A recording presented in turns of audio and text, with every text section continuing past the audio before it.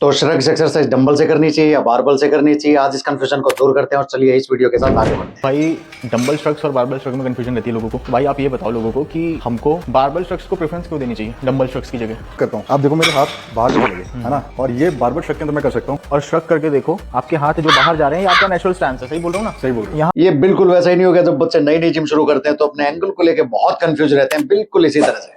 बगल में फोड़ा हुआ है क्या? जिम जाके आया हो यार, अपना आर्म्स और बैक फुल पम्प्ड अप है भाई।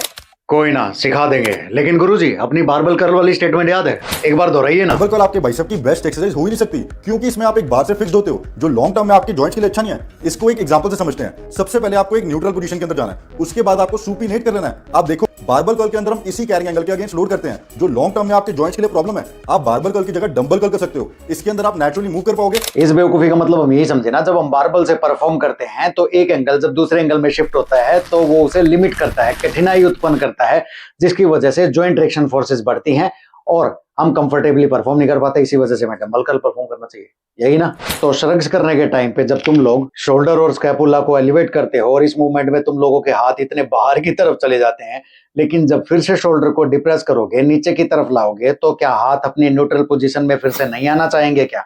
तो क्या यहाँ बारबल से श्रग्स करते हुए जॉइंट रिएक्शन फोर्सेस नहीं बढ़ेंगे क्या? प्लीज लोगों को डराना बंद करो। मेरी तरफ ऐसे मत देखो, यहाँ तुम ही लोगों के बनाए गए रूल हैं और तुम ही लोग ब्रेक कर रहे हो।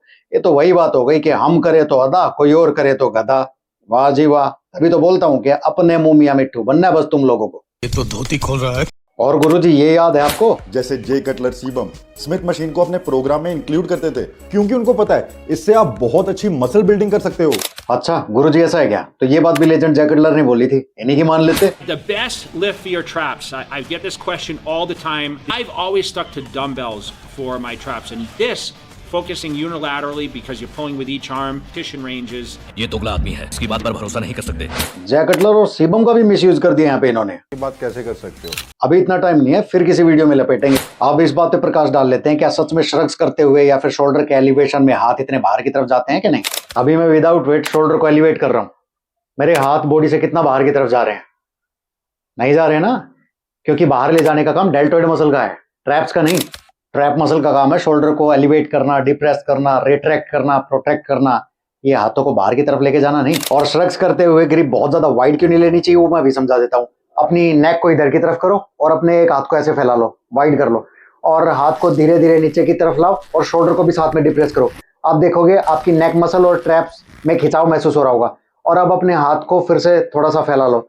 आप अपने हाथ को फिर से वाइड करोगे तो फिर से वो खिंचाव कम हो जाएगा, फिर से करोगे तो फिर से बढ़ जाएगा। तो यहाँ पे आपको रेंज ऑफ मोशन ज्यादा मिलता है, मसल ज्यादा लेंथन होता है, इसीलिए आपको ग्रिप थोड़ी सी। इसका मतलब ये भी हुआ कि अगर आपके पास कभी समय ज्यादा है तो आप सिंगल हैंड से वन आर्म श्रग्स भी कर सकते हैं, शायद आपको और ज्यादा रेंज ऑफ मोशन भी मिल जाए। और बारबल श्रग्स के फायदे ये नहीं है कि आप पहले एलिवेट करके देखेंगे, हाथों को जबरदस्ती वाइड करेंगे और वहां से पकड़ सकते हैं और बारबल उसमें हेल्प करेगी। नहीं, बारबल श्रग्स के फायदे ये हैं कि आप बारबल से हैवी वेट लिफ्ट कर सकते हैं, लेकिन ग्रिप आपको वहीं रखनी है, जैसे कि मैं बता देता हूँ। और अगर आपको बारबल श्रग्स करने हैं तो ग्रिप के बारे में ज्यादा सोचने की जरूरत नहीं है। अभी न्यूट्रली आपके हाथ यहाँ पे पड़े हैं, लेकिन जैसे शोल्डर को एलिवेट करोगे तो आपके हाथ यहाँ पे आ जाएंगे।